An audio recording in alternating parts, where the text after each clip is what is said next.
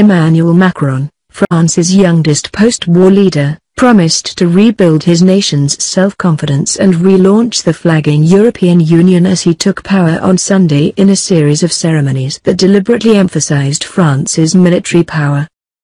The world and Europe needs a strong France with a sense of its own destiny, the independent centrist, 39, said in his first speech as president of the Élysée Palace. We need a Europe that is more efficient, more democratic and more political, because it's the instrument of our power and sovereignty, he added, saying he would rejuvenate and relaunch the EU. Macron, who won a clear victory over the far-right Front National leader, Marine Le Pen, after a divisive and bitter campaign, said his election showed France had turned away from close-minded nostalgia for an illusory past and instead chosen hope. He promised to reinvent the fractured and divided French nation, and restore self-confidence in a country that in recent years had become morose and fallen into doubt and fear. Macron deliberately chose to mark his inauguration day with military symbolism, emphasizing France's defense strength at a time when the country is still under a state of emergency after a series of terrorist attacks, and currently has thousands of troops involved in military operations abroad, from West Africa to Syria and Iraq. He broke with tradition by boarding an open-topped, camouflage military jeep, instead of a civilian limousine, for the traditional drive up the Champs-Élysées in Paris, where he lit the flame in tribute to France's war dead at the Tomb for the Unknown Soldier. He then added his own extra appointment to proceedings by making a personal visit to a military hospital where he went to the bedside of soldiers wounded on operations in Mali and Afghanistan. His team said he wanted to show deep empathy for the defenders of freedom in our country. Macron's vehicle slowed on the Champs-Élysées as it passed the point where a police officer was shot dead last month in an attack by a terrorist. With more than 1,500 security forces out in force and the state of emergency security procedures in place, Macron shook hands with crowds waving French and European flags who had gathered near the Arc de Triomphe under the careful eye of his security guards. Macron had arrived at the 365-room presidential palace in the morning. A 60-meter red carpet had been rolled out and every centimeter of gravel raked by groundsmen who had been working since dawn. The outgoing, socialist President François Hollande greeted him with a show of paternal arm-patting. But if it was Hollande who launched Macron's political career by appointing him first as his deputy chief of staff and then as his economy minister, Macron was keen to politely but firmly set himself apart from his one-time mentor, who leaves office as France's least popular president. Hollande had said beforehand, "I'm not handing power to a political opponent," and after the traditional closed-doors briefing between the outgoing and incoming president, Hollande even mouthed good luck at Macron as the new president saw him to his car.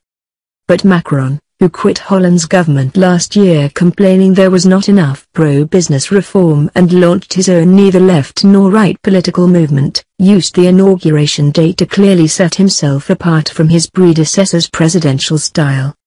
Where Hollande had been criticized for portrayed himself as an ordinary bloke and President Normal, who at first kept his modest, rented flat in Paris, Macron has indicated he wants to restore a form of lofty distance, viewing the head of state's role as a haughty embodiment of the nation.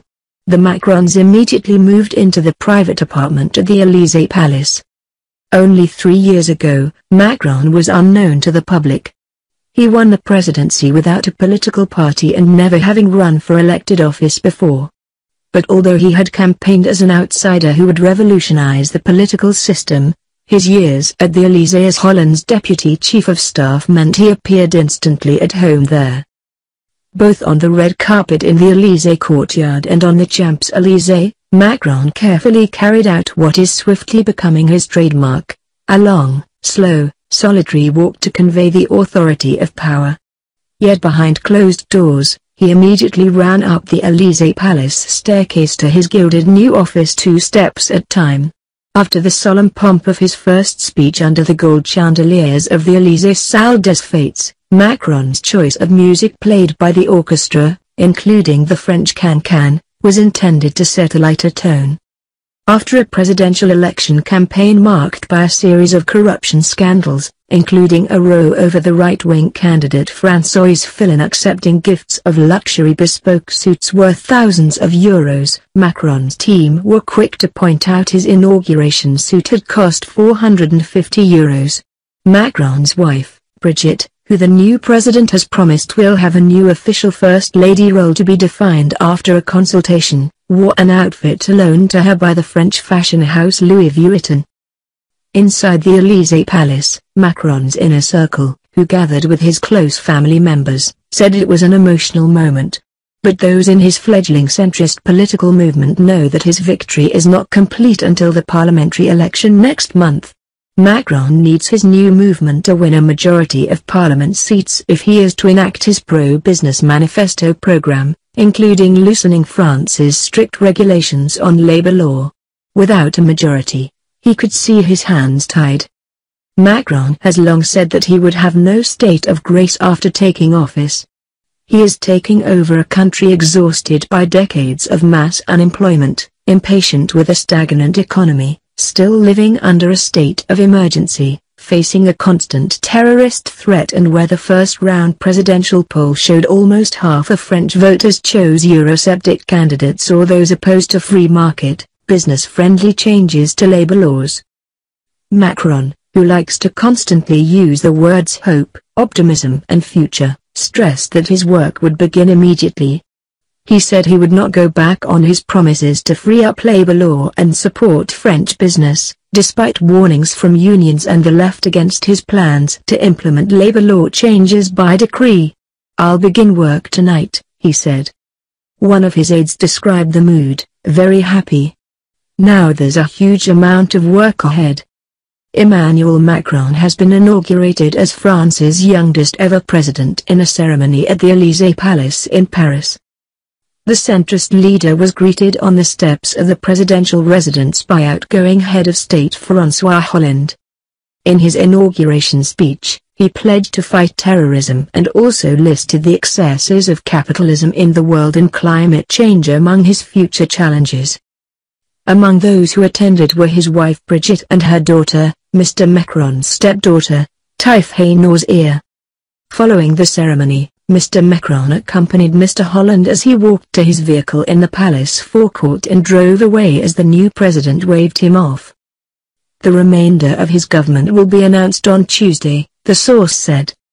Speaking after the ceremony, Mr. Macron said France had chosen hope. He went on to promise that the beleaguered European Union would be reformed and relaunched during his time in office. He said, "The division and fractures in our society must be overcome.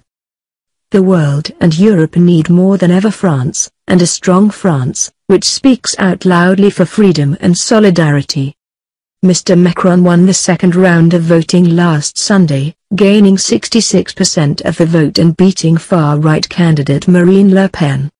Earlier, Mr. Macron was handed France's nuclear codes, putting him in charge of what will be the EU's only arsenal of atomic weapons after Brexit is complete. He was brought to the palace in a Renault Space, quelling intense speculation in the French press over whether he would choose Renault or their longtime rival and now sister firm Citroën.